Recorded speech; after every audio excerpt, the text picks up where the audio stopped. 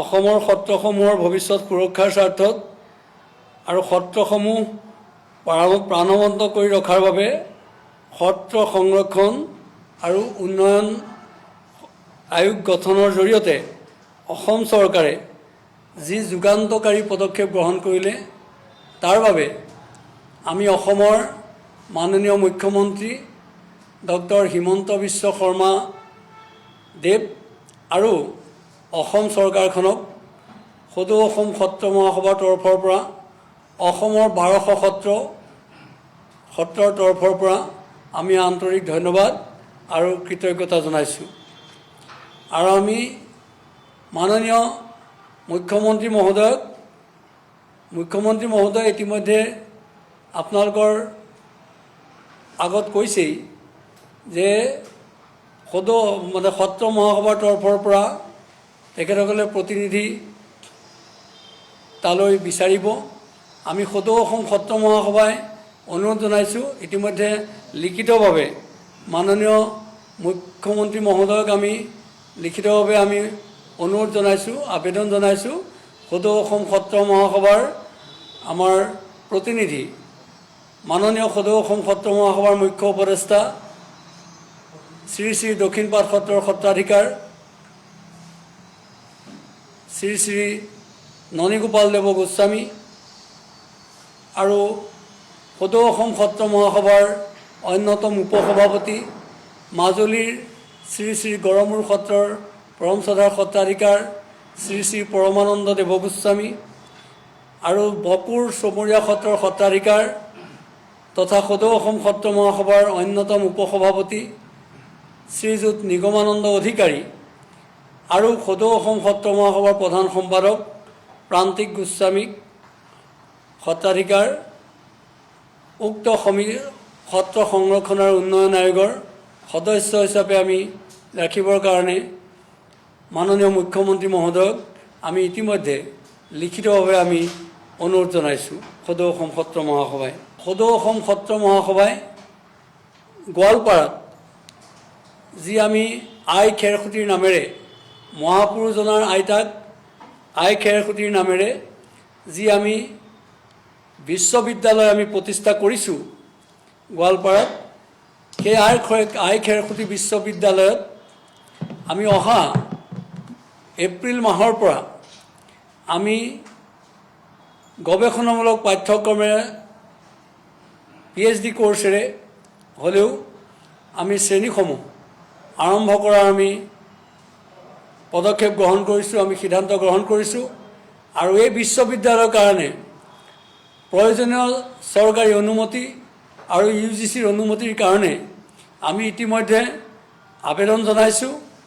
আৰু অসম চৰকাৰৰ শিক্ষা বিভাগে ইতিমধ্যে ভট্টদেৱ বিশ্ববিদ্যালয়ৰ সন্মানীয় উপাচাৰ্য মহোদয়ক লৈ এখনি সমিতি গঠন কৰি দিছে আমাৰ এই বিশ্ববিদ্যালয়খনৰ যাৱতীয় প্ৰতিবেদন প্ৰস্তুত কৰিবৰ কাৰণে। আমি এই চেগতে আমাৰ সেই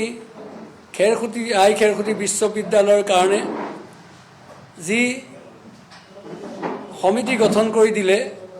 আমি মাননীয় অসমৰ শিক্ষামন্ত্ৰী মহোদয়ক আন্তৰিক ধন্যবাদ আৰু কৃতজ্ঞতা জ্ঞাপন কৰিছোঁ। আৰু আমি আশা কৰিছোঁ যে অন্যান্য যি চৰকাৰী অনুমতি লাগিব তাৰ বাবে আমি যি বিশ্ববিদ্যালয় প্ৰস্তাৱিত আইনৰ খচৰা আৰু বিশ্ববিদ্যালয়ৰ 100 বিঘা মাটিৰ নথিপত্ৰ আমি ইতিমধ্যে শিক্ষামন্ত্ৰী মহোদয়ৰ হাতত ইতিমধ্যে অৰ্পণ কৰিছোঁ। আপোনালোকে শিক্ষামন্ত্ৰী মহোদয়ে টুইটাৰ আৰু তেখেতৰ ফেচবুক পেজতো লিখিছে, আপোনালোকে অৱগত হৈছে। আমি অৰ্পণ কৰিছোঁ আৰু এই গোটেই প্ৰক্ৰিয়াটো এই কেইমাহৰ ভিতৰত সম্পূৰ্ণ হ'ব বুলি আমি আশা কৰিছোঁ। আৰু অহা এপ্ৰিল মাহৰ পৰা আমি উক্ত বিশ্ববিদ্যালয়ত শ্ৰেণীসমূহ আমি আৰম্ভ কৰাৰ যাৱতীয় পদক্ষেপ গ্ৰহণ কৰিছোঁ। সত্ৰসমূহৰ মাটি বেদখল কৰি একাংশ সন্দেহজনক লোকে যি এক সংকট সত্ৰসমূহলৈ এক অশনি সংকেত কঢ়িয়াই আনিছিল, সেই বেদখল উচ্ছেদ কৰি সত্ৰসমূহৰ সুৰক্ষাৰ স্বাৰ্থত সত্ৰসমূহৰ সুৰক্ষাৰ কাৰণে সত্ৰসমূহৰ উন্নয়নৰ কাৰণে যি পদক্ষেপ গ্ৰহণ কৰিছে মহাভাৰতত যেনেকৈ অৰ্জুনৰ মহাভাৰতত ৰথৰ সাৰথি হৈ ভগৱান শ্ৰীকৃষ্ণই মহাভাৰতত যেনেকৈ সংকট মোচন কৰিছিলে তেখেতে তেনেকৈ আমাৰ মাননীয় মুখ্যমন্ত্ৰী মহোদয়ে সত্ৰসমূহৰ সাৰথিৰ দৰে সত্ৰসমূহৰ এই সংকট কালত তেখেতে যি পদক্ষেপ গ্ৰহণ কৰিলে সদৌ অসম সত্ৰ মহাসভাই তেখেতৰ সত্ৰ সাৰথি বঁটা প্ৰদানৰ সিদ্ধান্ত গ্ৰহণ কৰিছে আৰু তেখেতৰ সত্ৰ সাৰথি হিচাপে আমি সদৌ অসম সত্ৰ মহাসভাই অভিহিত কৰিছোঁ। আনহাতে সদৌ অসম সত্ৰ মহাসভাই এক সিদ্ধান্ত গ্ৰহণ কৰিছে যে উত্তৰ কমলাবাৰী সত্ৰৰ মাজুলীৰ উত্তৰ কমলাবাৰী সত্ৰৰ পৰম শ্ৰদ্ধাৰ সত্ৰাধিকাৰ শ্ৰী শ্ৰী জনাৰ্দন দেৱ গোস্বামীক সত্ৰ পুষ্প বঁটা আগবঢ়োৱাৰ সিদ্ধান্ত গ্ৰহণ কৰিছে আৰু আমি মৰিগাঁৱৰ শ্ৰী শ্ৰী ডিচিয়াল সত্ৰৰ পৰম শ্ৰদ্ধাৰ সত্ৰাধিকাৰ সত্ৰীয়া সংস্কৃতিৰ সাধক বৈষ্ণৱ পণ্ডিত যাদৱ চন্দ্ৰদেৱ মহন্ত আৰু কলিয়াবৰৰ শ্ৰী শ্ৰী বাঘৰগঞা সত্ৰৰ পৰম শ্ৰদ্ধাৰ সত্ৰাধিকাৰ বৈষ্ণৱ পণ্ডিত সত্ৰীয়া কলা সংস্কৃতিৰ সাধক হিৰুপ্ৰসাদ মহন্তদেৱ আৰু মৰিগাঁৱৰে শিলডুবিৰ সত্ৰাধিকাৰ শ্ৰীযুত ক্ষীৰোদ গোস্বামীলৈ আমি জীৱনজোৰা সাধনা বঁটা আমি আগবঢ়োৱাৰ সিদ্ধান্ত আমি গ্ৰহণ কৰিছোঁ। আৰু অহা জানুৱাৰী মাহত আমি মুম্বাই বিশ্ববিদ্যালয়ত মধ্যযুগৰ ভক্তি আন্দোলন আৰু মহাপুৰুষ শ্ৰীমন্ত শংকৰদেৱ বিশ্বায়নৰ প্ৰেক্ষাপটত চিন্তন আৰু বিশ্লেষণ শীৰ্ষক আমি আন্তঃৰাষ্ট্ৰীয় আলোচনা চক্ৰ আৰু সত্ৰীয়া নৃত্য বৰগীত গুৰুজনাৰ অমৰ সৃষ্টি খোলবাদন গায়ন বায়ন আৰু আমাৰ অংকীয়া ভাওনা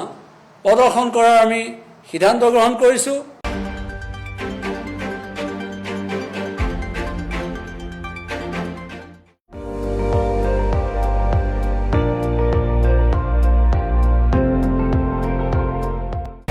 আপুনি চাই আছে ND24 সৰ্বশ্ৰেষ্ঠ নহয় সৰ্বোত্তমৰ দৌৰ।